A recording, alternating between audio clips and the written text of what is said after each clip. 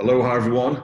Welcome to NLP and the Corona Virus, day 18, I think it is now.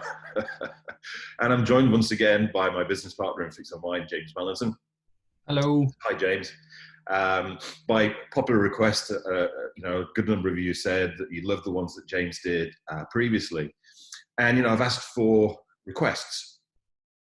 And one of the requests we've been getting a lot is about how do we deal with negative self-talk. I've got people who've been watching all of these lives. They're doing the hard breathing, they're doing hakalau, they're doing havening. And then they say they keep catching themselves going into almost like a downward spiral of negative thinking or negative self-talk. So let's just talk about what that is before I hand over to James. So last night I was talking over the last three, actually, I was talking about our internal representations, or what we call internal representations in NLP, which are the pictures, the sounds and the feelings, and less so the smells and the tastes that we run inside of our neurology. And we also have this thing, which in NLP technical term is auditory digital, or it's your internal dialogue. It's the voice that you use when you're talking to yourself, and normally talking to yourself about the internal representations that you have, talking to yourself about the pictures that you're seeing, sounds you're hearing, the feelings that you're having. And that internal dialogue can either be useful, as in it's saying nice things to you, or can be negative in that it's saying disempowering or disruptive things to you. And so what I've asked James to share with us on this particular live is a technique for neutralizing, or in fact transforming, negative self-talk. And James and I were just talking before we came on. And now on these live broadcasts, you've had probably our go-to processes within Fix My Mind with the havening techniques, the hakalau, or what I referred to last night as neurodrivers, and now the third one, neutralizing negative self-talk. So James, why is our internal dialogue or our self-talk so impactful on us? I always say to clients that your internal talk is your inner hypnotist coming out. Right, okay. And sometimes it can be your dark hypnotist.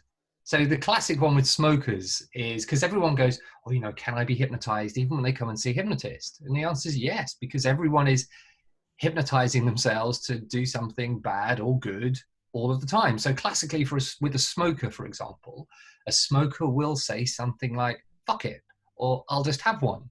Right. And that's the equivalent of a dark hypnotist going, well, when you close your eyes or have your eyes open and you hear the words fuck it, that'll be your cue to go out and kill yourself by having a cigarette. And you'll do that every single time, highly efficiently, and you won't even think about it. And your cue to do that is fuck it. Right. And that's how damaging internal self-talk can be. And it's so important, because if you're having negative internal self-talk, it's making you vulnerable. If you're saying, I can't do it, I'm too tired, I'm weak, I'm shit, you're rubbish, all of that, it makes you vulnerable. Now, a lot of people will talk about resilience, but not a lot of people are talking about vulnerability. Right. And when you change the vulnerability to having language or behaviors or emotional states that are far more resilient, that's where you change. So internal talk is astonishing because it helps you be more of how you want to be, and it tells you how to do it in a way that you need to be told. Right. Okay. So it's almost like, because of the last couple of days I was talking about anchors, triggers being external. Would you say that this is like an internal trigger? 100%. It's 100% an internal trigger, and it's entirely unconscious, and we all do it. I mean, 96% of people have internal self-talk, apparently. Yeah. And most of us will have varying degrees of negative internal self-talk. I have, you have, we all have, to certain times, to certain extents. And the ability to change that, because none of us were born with negative internal self-talk. It's just a bad habit that we've created. So when you know how to slam the brakes on the habit and then put a new piece of positive internal self-talk in, then that's where you create really good change. Right. Brilliant. So, so you've got this particular technique which you're going to go through. I think you said it got 7 steps. It has 7 steps. 7 steps.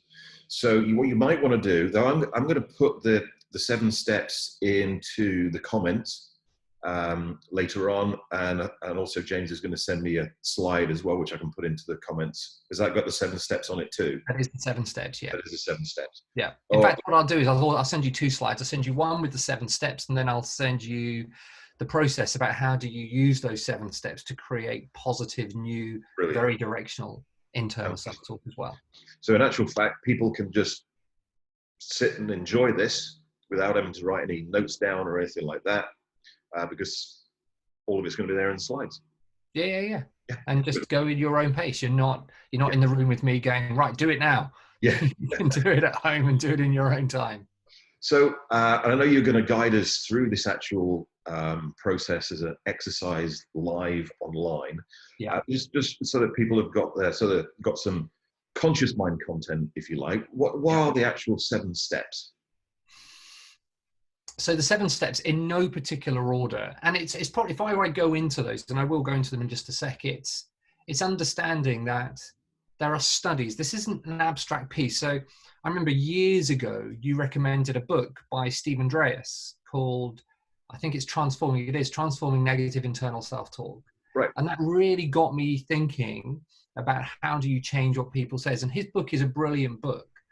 But up there on one of my many shelves of books in the house is a book called Foundations of Sport and Exercise Psychology. And in it, it's got the latest studies of sports people and how sports people talk and what do sports people do. And in it, they analyze there are 8 different kinds of internal self-talk. Right. The 4 negative kinds are frustrated internal self-talk. So why can't I just do that? Mm-hmm. Anxious self-talk. So am I going to be okay? Which is what a lot of people might be saying now. Yep. Worried self-talk. Am I okay? And neutral self-talk, which might be, what am I having for dinner tonight? If you're about to do a presentation and you are about to have loads of eyes on you, you thinking about what's going to happen for dinner is utterly redundant. You need to be able to have your mind focused. Mm. And what they've shown, really interestingly, and the study's been repeated with athletes, and it's been repeated with people in special forces. Okay. Because what they found is that people who have an incredible physical skill will oftentimes, for some unknown initial reasons, fail. But then when you analyze why are they failing, it's often because they're saying, I'm weak, I can't do it, I'm stressed, I'm rubbish, you're shit. That drives cortisol into the system. It'll also adrenalize you. These are not useful attributes to have in those circumstances.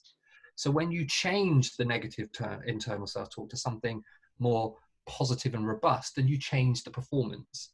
They've literally done studies with runners lapping at the same speed. They can bash out these laps who are running negative self-talk, and they literally will be there at the start finish line and say, when I go click, I want you to then flick to the positive. And then when they do, straight away, the speed starts to increase, or they throw further, or they can perform better. So this is why changing it is so important.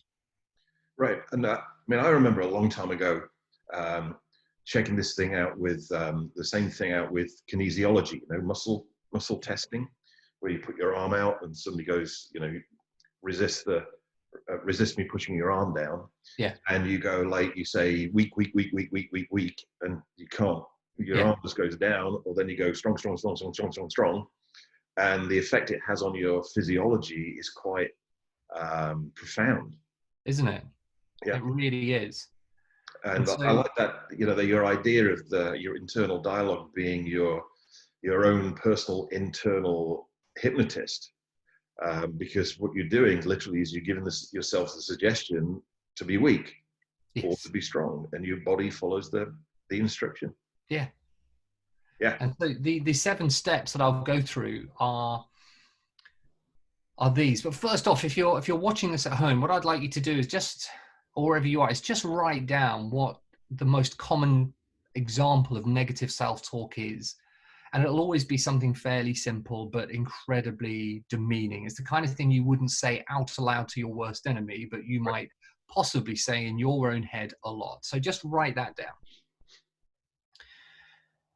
Now, the 7 steps to create, and I call them the golden rules of positive self-talk, are this. So number 1 is you would need to make a sentence that is short and specific. Right. So you don't want some huge long essay, make it tight. So this is what they want to say to themselves instead. Yes. Yeah. All right. Yeah. Equally, the science says make the voice your voice. Mm-hmm. Now, I am less hung up on the science because doing this on a real-time basis with thousands of clients, sometimes people don't have the right levels of self-esteem for their voice to be powerful enough for them. So then I say borrow someone else's voice. Right. Okay. So whether that's, a lot of people have Barack Obama, Oprah comes up a lot. I had one client, she's a female impersonator. She had Liza Minnelli in her head. Right. So when she went on stage, this is a true story. She had Liza Minnelli. And I said, well, what would you want Liza Minnelli to say in your head? And she went, fuck yeah. So she had Liza Minnelli in her head going, fuck yeah. And she was walking around her dressing room going, fuck yeah, out aloud. And she heard the audience laughing. And just going, what on earth are they laughing at? And she'd accidentally flicked her mic pack on, and the whole audience could hear us going, fuck yeah, like Liza Minnelli. So my point being is have whomever the hell you want to have in your head. Okay. Having the present tense is really important. So whatever language you come up with, make it now. Even if whatever you're going to do is in the future, make the voice now. So it's not, I will be great. It is, I am great. Right. Because then when you're in the room and you're saying, I will be great, it's still in the future. It's got to be there, accessible now. Right. Make the voice positive, which sounds blindingly obvious, but is really important. A lot of people will say, and it's a very classically English thing, and you'll pick up on this from a hypnosis and unconscious perspective, David, but a lot of people say, don't fuck it up. Right. That is not the same as I'm doing it really well. Yeah. Yeah. So the whole don't think of a blue tree idea. Yeah. Yeah.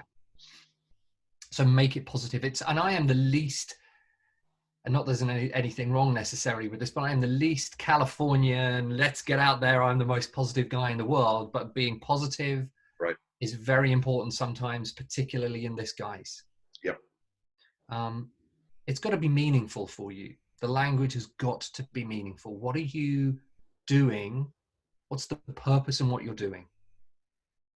Think about what the meaning is to give the words power. It goes back to how powerful words are and what you were referring to a few nights ago. Yeah. Be kind. I live opposite a park, and when all of this crazy isn't happening, there's a lot of women, including my wife, who go out there and get screamed at by instructors. Go on! And all that kind of stuff. I don't think people respond particularly well to that. I would smack someone in the face. Now, if you watching this, if you respond well to someone being in your face, then make the tone of the voice sound like that. But equally, most people respond to soft, kind, warm, supportive, loving, believable. Make the voice sound how you need it to sound. And finally, the last bit's repetition, is keep on saying this. Right. What I say to clients, if you just use this exercise once and you leave it here in the room, then it's never going to work. You need to reinforce it, because good habits are created through repetition and reward. And with us all having anything between 35 and 55,000 thoughts a day, spending a few hundred of them reinforcing the positive internal self-talk is really, really important. Right. So those are the 7 key rules. And as a combination of all of those, people will often come up with, I am excellent at this. I am doing this well. You are fucking brilliant. I am amazing. I am strong. I am healthy. I choose to be free. That's a classic one with smokers. I choose to be free. Right. So it's coming up with those tight phrases. Think of it as a headline in a newspaper. Right. And those are the steps that you would go through to create a piece of positive internal self-talk. Right. Okay. And without wishing to sound too meta, you don't just necessarily have to have one. You may choose to have multiple examples of positive self-talk in different areas of your life. Right. So as an example, Andy Murray, a few years ago when he got knocked out of a tennis tournament, a piece of paper fell out of his bag. And in and on the piece of paper were multiple examples of Andy Murray's positive internal self-talk to counter any negative examples that he had. Right. So if his backhand was going, it would say this. If he felt his overall game was poor, it would say this, and so on and so forth. I'm not suggesting that you have endless examples. Probably from an NLP perspective and a cognitive working mind perspective, probably 5 would be a very useful example. What's the 5 most important things you need to have in your head? And use those 7 points to come up with those powerful new pieces of internal self-talk. Okay. And is there then a process that you go through to step by step how to make those seven rules apply? Well, once you have your new phrase, what I'm going to do in a moment is just an example of how we then remove that negative internal self-talk and then bring in the positive new self-talk. And okay. what we're about to do takes about 5 minutes. Okay. It is in essence a guided visualization.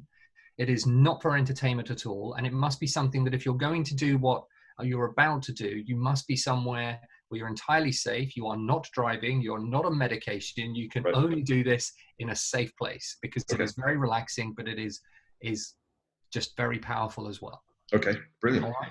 Yeah, let's do it. Should we do it? Yeah. Okay. So if you're wherever you are right now, what I want you to do is think of the negative internal self-talk. Think of the negative self-talk you say in your head now. And what I want you to do is close your eyes. Wherever you are is close your eyes and keep them closed and still hear that negative self-talk. But what I want you to do is using your imagination is put that voice inside some form of very soft bubble in your head right now. Now that might be an air bubble. It could be a soap bubble. It can be a blooming Prosecco bubble. I'll let you choose what kind of bubble you want to have.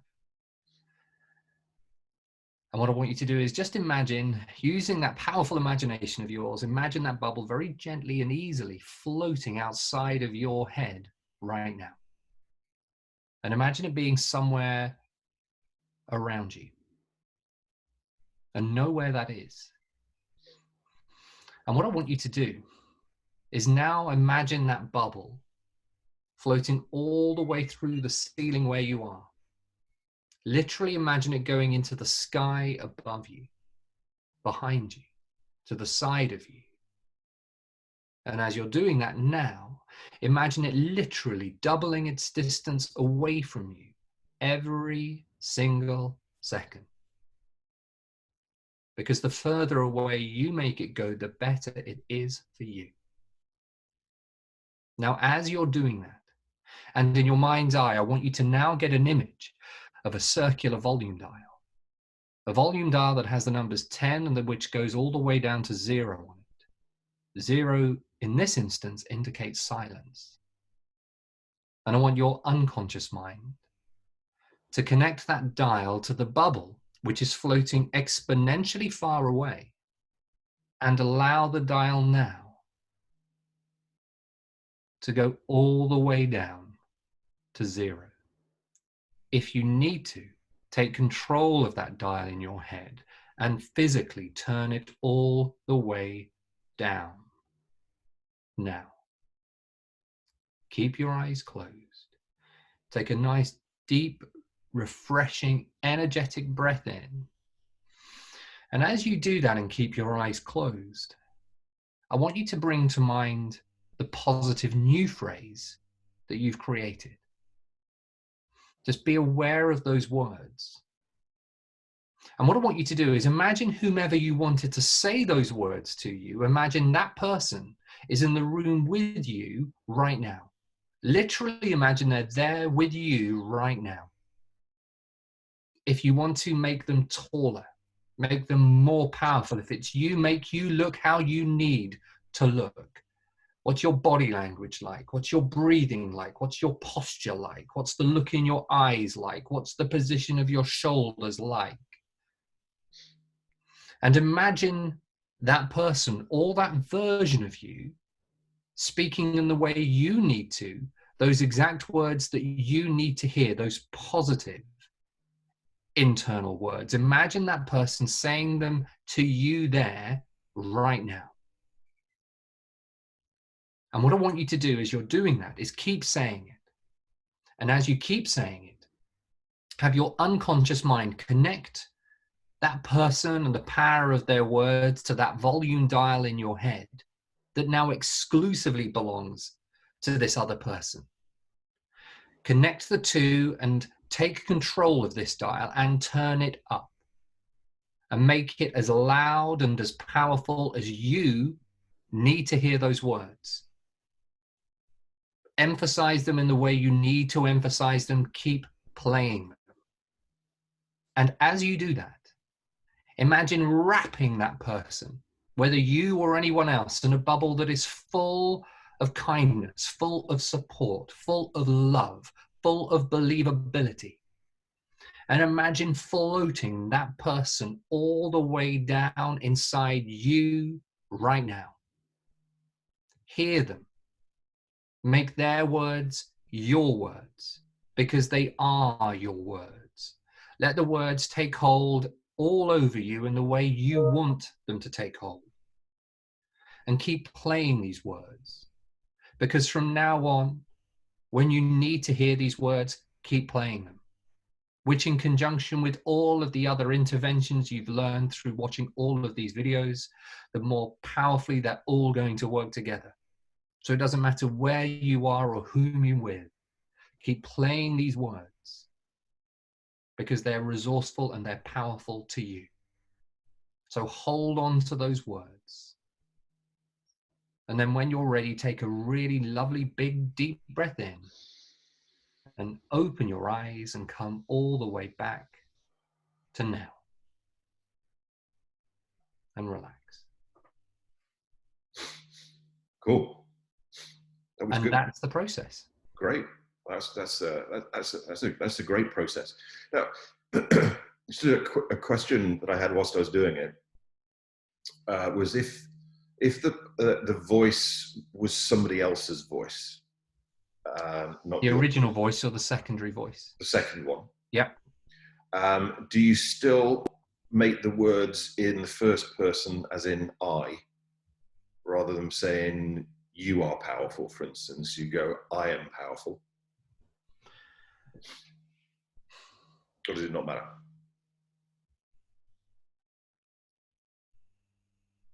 I would instinctively go with you.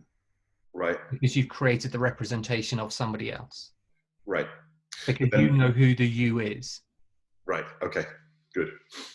So then there was a part in the process where you said, and make, if it was somebody else, make their words your words. That yeah. Like changed it at that point for me. So the reason I say that is sometimes people then naturally, on experience, have changed the words naturally. Right. So if that person's voice, say you've got Barack Obama and it's Barack Obama, and you need to change, I basically let the client decide. Right. You can either keep it as Barack Obama or you'll change it to you. Right. Got it. And you know what? I don't even ask a client afterwards. What I say is say two things. How does the new voice feel? Yep. And try and get the old voice back. Right. And the new voice always feels good. Yep. And they either can't hear the old voice entirely, or it loses its power. Right. Brilliant stuff. Fantastic. So it's just something, and I've used this last year with clients on Strictly. I've Dancing on Ice, Britain's Got Talent, the X Factor. You know, when you've got the camera about to be on you, or wherever you are, you need to be in your head in the best possible way. So whether you're in Hakalau and peripheral vision, or you're talking in your head, or you're managing your emotions, or you're saying words that work, all of these work together to help you change your state. They all make you be more resilient, rather. Brilliant. All right. Yeah, fantastic. Thanks, James. That's really useful. If you got any questions, obviously I'll tag James into the live on Facebook and on LinkedIn. But if you've got any questions for either me or for James, just put them into the thread. We'll get those answered for you, and I'll get the slides that James is going to send me over up into the thread as well. So again, thanks, James, for joining us. That was really, really brilliant stuff, really powerful stuff. Thank you. And wherever you are in the world, whatever day it is that you're watching this, love you lots. And our usual kind of like parting is ahui ho.